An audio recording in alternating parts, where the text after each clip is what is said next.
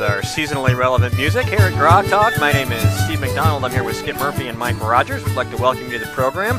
Live streaming every Saturday morning from 9 to 11 a.m. at granitegrok.com. Podcasted and videocasted all over the place. Go to granitegrok.com to see where and how you can listen to this and past programs. And while you're there, check out granitegrok.com, make a donation, and help us keep this program on the air so that you can listen to great guests like our next guest, who is Scott Wilson, president of the Connecticut Citizens Defense League.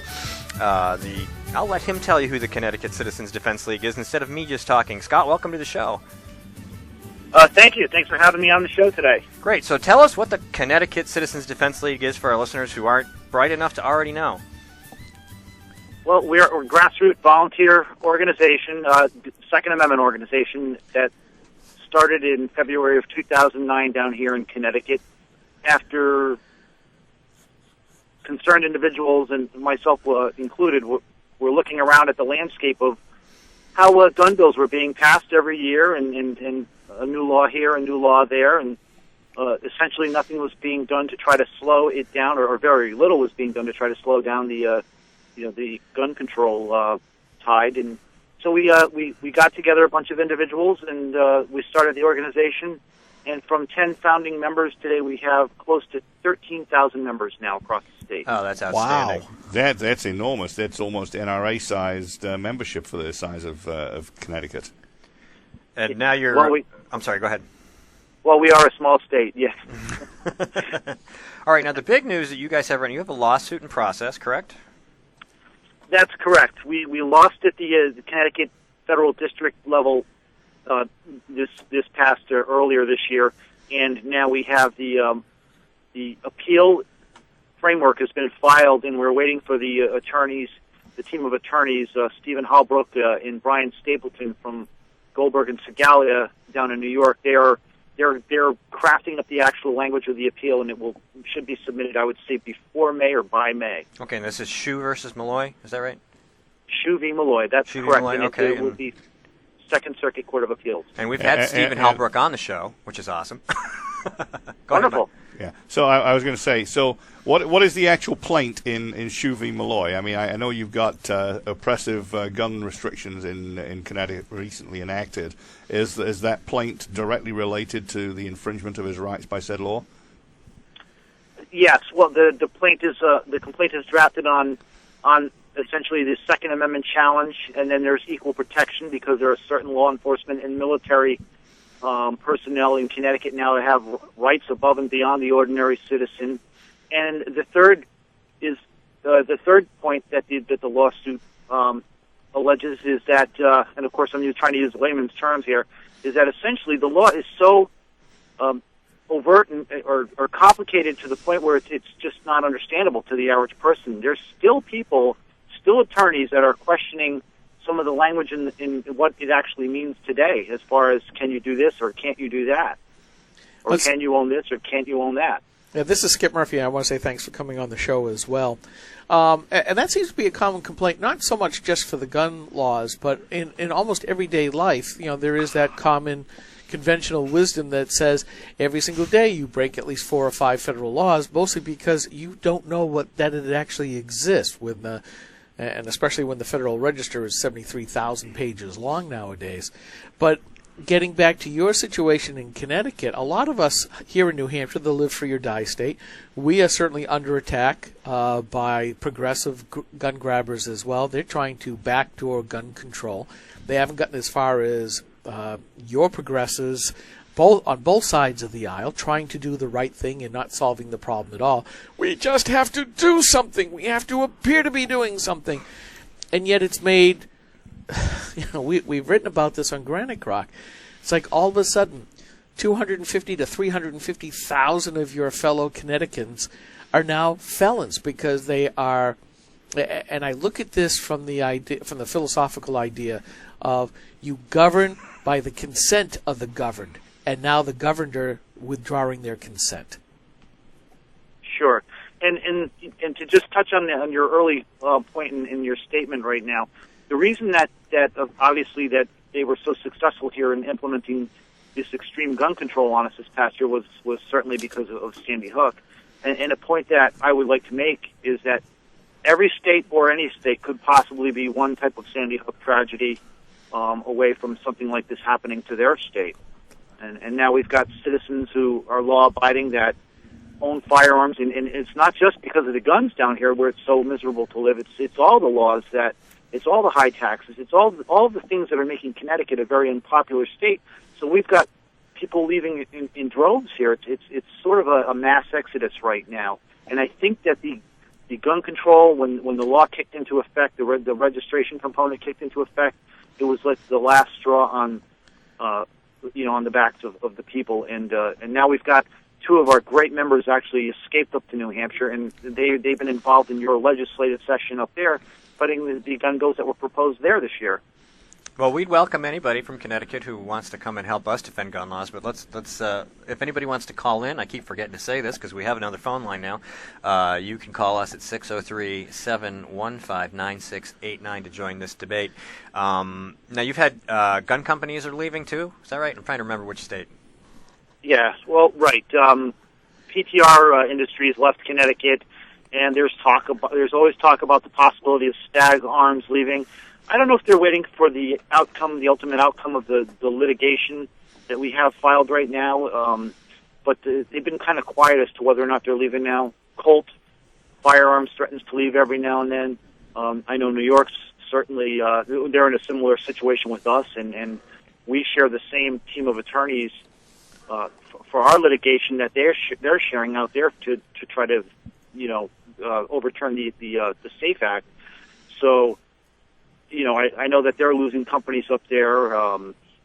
It's just why stay in an environment where it's unfriendly to business and it's anti-gun when the claims are, by the governor of this state and New York that we don't want these killing machines on our streets, but you can stay here and manufacture them and then ship them to other states. It's hypocritical on their part, among other things.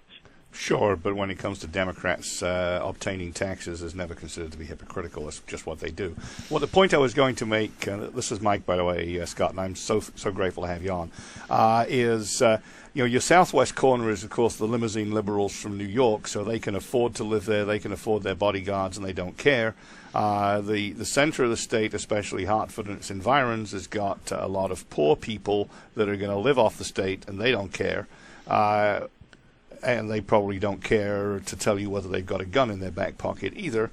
And then there's the rest of you that are hardworking, living in various suburbs and small towns across the state that like your outdoor pursuits, your marksmanship, and yes, there's countryside in Connecticut folks. They like their hunting, and now you folks are basically under siege. And we'd love to have you in New Hampshire. Tell your friends about the Free State Project. I will. And right now, a number of us who have, some of the executives of our organization, the hardworking people that actually help and run CCDL and maintain its presence in the state every day, they're dying to get out of here. And I think for now, anyways, a lot of us are just kind of trying to make our stand because we do believe, I believe that if everybody leaves to some sort of safe harbor somewhere in some of the safe states, then of course, the Senate will become under extreme control of those that, have designs of gun control on everybody, and it's just a matter of time before federal legislation or mandates from the president pop up to infringe on the rights of the people in Texas and in Florida and some of the traditionally good states. So it's right now we make Connecticut the battleground for gun rights. At least here on the East Coast, anyways. And we applaud you for it. Skip. Yeah, I want to go back to something I brought up just a little bit ago, the consent of the governed. Certainly, here we are all bloggers, primarily, not just podcasters, and we are watching you folks very carefully. And we're starting to see some of your citizens starting to get a little in their government's face saying, go ahead, come and take the Molon Labe. And it really seems to be paralyzing some of the politicians and perhaps some of the law enforcement to say, man, have we got a real big problem on our hands, because they're not following the law, and there's so many of them. What are we going to do? And I'm just curious, since you're right there on the ground, are you hearing this tension? Which way does it seem to be going at this point? Well, right, and there's a lot of angry gun owners, some of whom didn't register. And here's the kind of the crux is there's many that didn't register, there's many that did register, and then there's a certain amount of a segment of that, the population of the gun owners that are not registered right now that kind of fall in between the cracks for the simple fact that they didn't know about the law. They didn't know that the types of firearms they own are now on a banned list, and or the magazines that need to be declared. It's a de facto kind of registration because there's no serial numbers, so they want you to declare the amount of magazines that contain over or can contain over 10 rounds. So there's certainly a number in there that falls in between that are clueless, despite the efforts of our organization and despite the efforts of, as weak and pathetic as they were, by the state of Connecticut to educate and to enlighten them that now we have these laws and you better check what's in your safe and then compare it to this list and see if you're on this list. So the state right now has said, the latest reports from the state and the spokesman for the Department of Emergency Services and Public Protection down here has officially gone on record stating they're not going to be going door to door. So that's kind of backed up the state a little bit, and I think that if they catch somebody with a firearm that's on the banned list, that they might be made an example of, depending, of course, who the officer is that happens to run across somebody with one of these firearms. So we really don't know. This is sort of new ground for us here in Connecticut, and we certainly want the police to understand and know, the state police, that behind every door where somebody might have one of these firearms, there's also a family possibly, with children, and they really need to be careful and think about the consequences that could really further cause a cataclysmic series of events. Well, sure. I worry very much that they try bust down a few doors, and if they think they can pick people off individually, the next thing they know, they'll have people banding together for self-protection, and then it'll really get nasty. And obviously, none of us wanted to get to that. So by and large, the police chiefs are saying we're going to follow the Constitution. This law is not enforceable. You had one bad apple cop who went on Facebook and said, basically, I can't wait to come and stomp your door down and take your stuff. But the point I really wanted to get to, you talked about people between the cracks because they still, in spite of everybody's best efforts, don't know this law exists. I think the people that fell between the cracks that we should really worry about, and also that really expose the intent of the law, are the ones who registered, but for either reasons of postmarking or because they learned a little late, they registered at the last minute, and the government basically said, we don't accept your registration, you are now in violation, you have to destroy your weapons. That, I think, gets to the crux of the matter of what their intent is, removal and destruction. Yeah, I agree, and they did extend the deadline from January 1st out to January 4th, provided that the registrations were notarized prior to January 1st.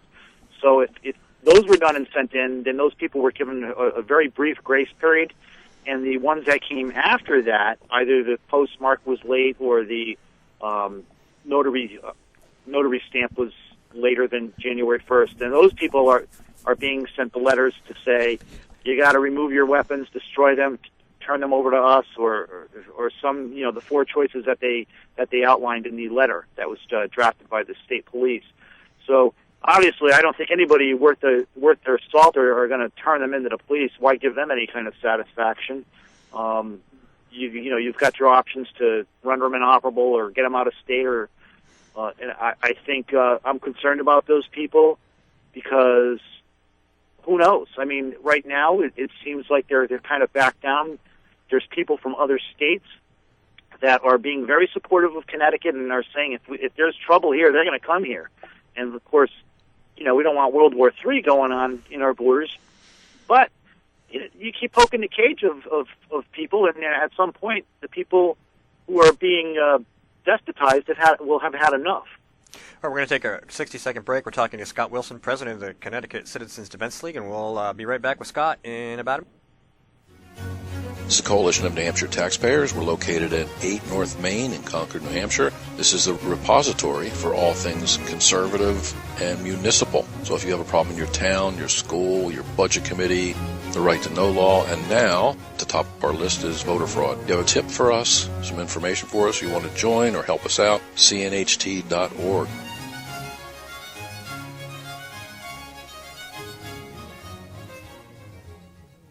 Hi, this is Rich Gerard, host of Gerard at Large in the Morning, the Manchester area's only locally owned, locally operated, focused, and interested, riveting radio show, heard live every Monday through Friday from 6 to 9 on 90.7 FM WLMW, New Hampshire Family Radio, and available 24/7 live or archived at GerardAtLarge.com. Be sure to tune in.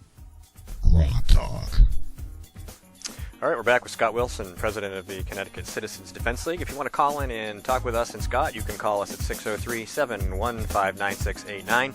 Skip brought Ed Larkin in so that we know when you call, the flasher will go off if you ring us. Okay, now you have to give the backstory why we're calling the flasher the strobe light Ed Larkin. Search Ed Larkin on GraniteGrock.com and you'll find out. I'll give you the quick story. He exposed himself to a young woman and her daughter at the Market Basket parking lot in Milford. The union protected him and he got paid a large sum of money to not work for 3 or 5 years, and now he's back working at UNH as a German professor without any consequences. So anyway, that's completely off the beaten track. We're back with Scott to talk about gun rights. And somebody had a question. I forget who was next. Well, I can ask a question. Please do. Now it escapes me. No, ADD, off to another world. I got a quick one. Okay, so Scott, obviously nobody's suggesting that you desert Connecticut in droves. I think stand and fight is the right attitude, or at least stand and refuse to be cowed.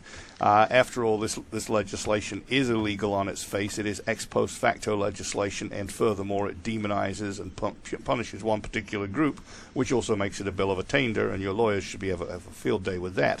But we do want to attract the right people to New Hampshire because we have our own problem with the invasions from Massachusetts and nearby socialist states that we are trying to attract libertarians and conservatives here to help uphold our Constitution and the federal Constitution. So always welcome. But I think this is a case of stand and make your point. Well, isn't it, if I could just interject right here, isn't it amazing how some of these people, they come from these states or these areas that have been destroyed by their own hands, and they leave a mess behind, and they're like locusts, and they go on to the next place and get a taste of liberty and freedom, and the first thing they do when they get there is they try to change it into what they just left.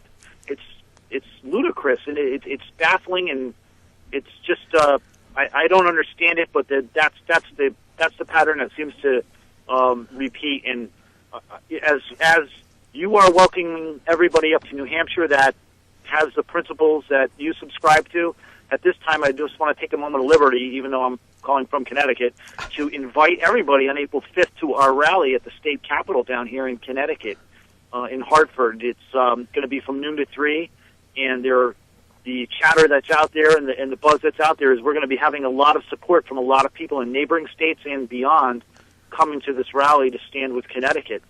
So we've got in the making right now a tremendous lineup of some speakers. Well, there's already somebody out on the Seacoast, Jack Kimball, who is arranging for a number of buses to be leaving from the Pease Trade Port to basically bring a lot of us from New Hampshire down to that rally. So, yeah, Wonderful. A lot of people are hearing about it, and they want to do something about it. We're going to set up a grok table there, Skip? We'll see. If I can get Wi-Fi, we may do that. We don't just podcast from here, Scott. We have a traveling kit that we will live stream and basically go do interviews, the whole bit. So if I can get the time off and I can get power and I can get Wi-Fi or MiFi, we just might bring the whole Granite Grok stuff down. I got the MiFi and the antenna. If they've got reasonable 4G coverage, we're a game. We're live. Yeah, they've got excellent 4G coverage there, and we invite you guys down. I look forward to shaking your hands if you come on down here. Well, that's fine. We'd love to do that. One other question. How, in order to support you, can we bring legally a suitably legal piece of firepower with us, or is that impossible because of crossing Massachusetts? Or New York? Well, no. I mean, you've got the Firearms Owners Protection Act protecting you, provided that your firearm is legal from the start and the destination. You may come to Connecticut. If you don't have a Connecticut pistol permit, you can't carry a firearm in the state, a handgun rather. But you're welcome to bring a firearm down here, a long arm, that is not banned. That's not something that's on the banned list. And a so-called assault weapon, as they're now referred to, or a magazine that contains over 10 rounds. I have a bolt-action Mosin. Fine. I could bring that. Is a basic shotgun permitted? A basic shotgun is permitted if it's got a detachable magazine and it contains over 10 rounds. Don't bring it. If it's a semi-automatic or pump-action shotgun, you may bring it down. Absolutely. What if it has a pistol grip and an adjustable stock? If it's a semi-automatic, you may not, because now we're talking two so-called evil features. No, this would be an adjustable stock and a pistol grip, but it's a pump action. Pump action's fine. You may bring the pistol grip with the adjustable stock. Okay. Well, good. We can bring the Grok Armory down with us. Now that we know what we can bring with us, we'll call Rick. Rick has an armory at his house. Come on down. And Rick has a federal permit. If we can get Rick to come down, we can put our guns in his vehicle for transport across Massachusetts. Yes, we can. He is a federally licensed firearms dealer. So we will find a way. We have a gun club president on staff. It's funny, but years ago I actually had one of the New Hampshire permits, and when they went from $20 for non-residents to $100, from the time I had my permit and it expired, I had to forego renewing the New Hampshire permit because I just thought it was just too much of a price jump. That is too much. Yeah, and a lot of us kind of looked askance at that, and like we said, we're seeing the same things up here as we see a lot of transplants. I'm accumulating a page of strictly what Democrats and progressives are saying about life in general, the general purpose of government, and that's a big deal with me. I tend to be on the philosophical side, and that's why I keep bringing up with you, Scott, the consent of the governed.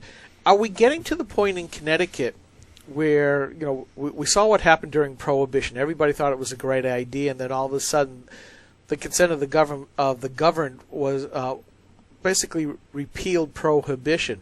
We saw some of the early policies of Obama so tightly pushing the diesel cylinder of politics that one spark ended up being the Tea Party, where again you saw the consent of the governed being withdrawn. I know. Hurry up, Steve. We're not interviewing you. Yes. Do you see that the same thing with the guns happening in other areas of Connecticut where people are just starting to say, we've had enough? Has this gun issue become the tipping point for a whole bunch of issues?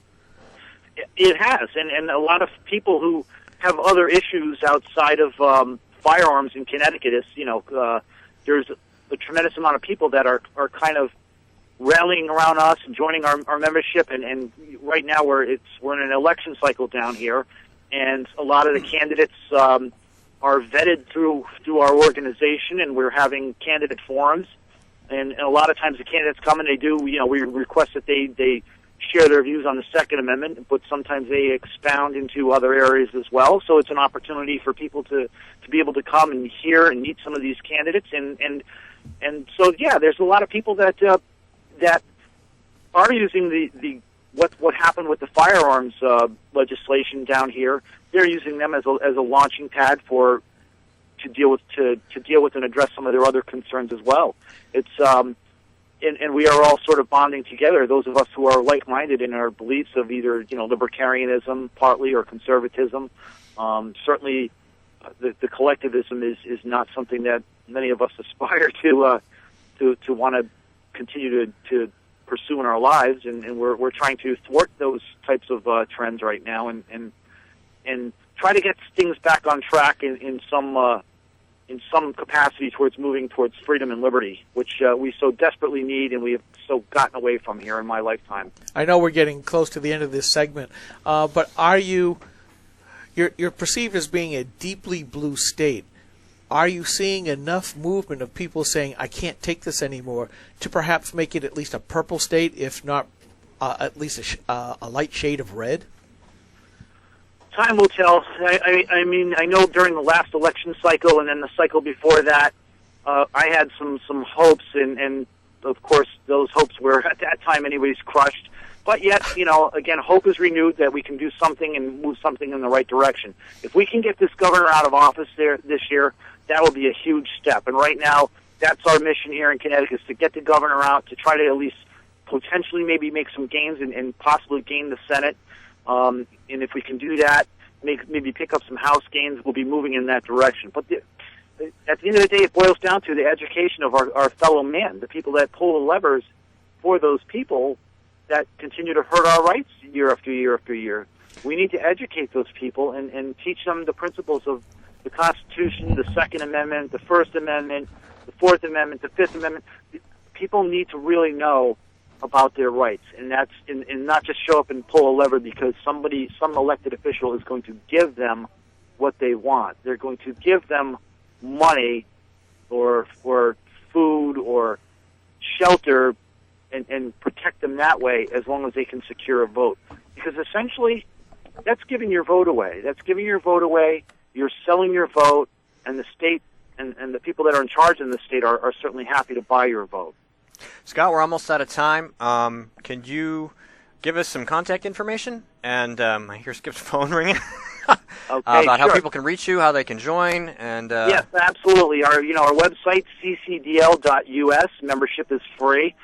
We have links on there if you want to donate a few dollars to our litigation fund. We also have a wonderful blog that you can subscribe to and get the latest and greatest updates. You will mail out updates via to our massive membership, but we also send out a lot of great blog updates as well. And again, on our rally, April 5th, we look forward to seeing people from across the region come to Connecticut and stand with us on this particular day, because it'll be 1 year and 1 day since the governor signed the Gun Control Act into law. All right, well, Scott Wilson, president of CCDL, thank you so much for taking a few minutes to talk to us at GraniteGrok.com and on GrokTALK. Hopefully we'll be down to see you at the event, but I think either way we will be in touch and coordinating and sharing some news and information to help promote your effort down there. Excellent, guys. Thank you very much. All right, Scott, thanks. You have a great weekend. All right, that's it. I'm Steve. I'm here with Skip Murphy and Mike Rogers, and we should have some new guests in a minute. We'll see you soon. Steve McDonald here. You ever notice how Democrats like to create problems so they can then claim to solve them? Take Medicaid expansion, for example. Even if the federal government keeps its promise to New Hampshire to pay for most of it, it'll still cost New Hampshire taxpayers tens of millions of dollars more to provide inferior care and coverage to people who, for the most part, would never have needed it if Democrats hadn't reformed health care in the first place. That's right, that real expensive reform that doesn't care if it's only affordable if you act like you don't need insurance. Well, its number one claim to fame at this point is how many more people it forced onto Medicaid. And that's only because Obamacare kicks tens of millions of people off the plan they liked and were told they could keep but couldn't. So Medicaid expansion was always part of Obamacare for a reason. Democrats knew all along that the Affordable Care Act was unaffordable and they'd need to make Medicaid bigger and more expensive, so when people got their plan kicked to the health care curb, they could still sign up for something, even if it was something as crappy as Medicaid. This is Steve McDonald for Granite Grok, and we'll keep shining the light on them for you.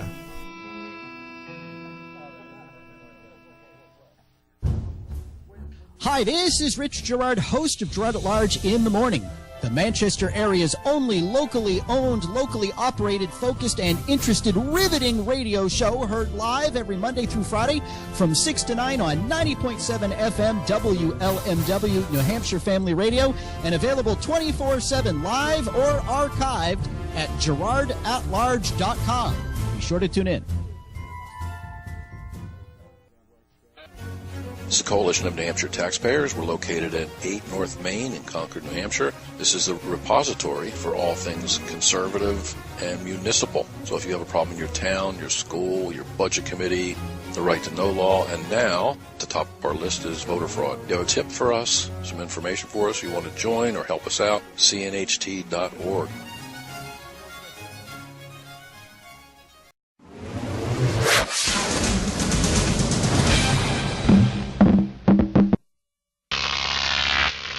Grok TV.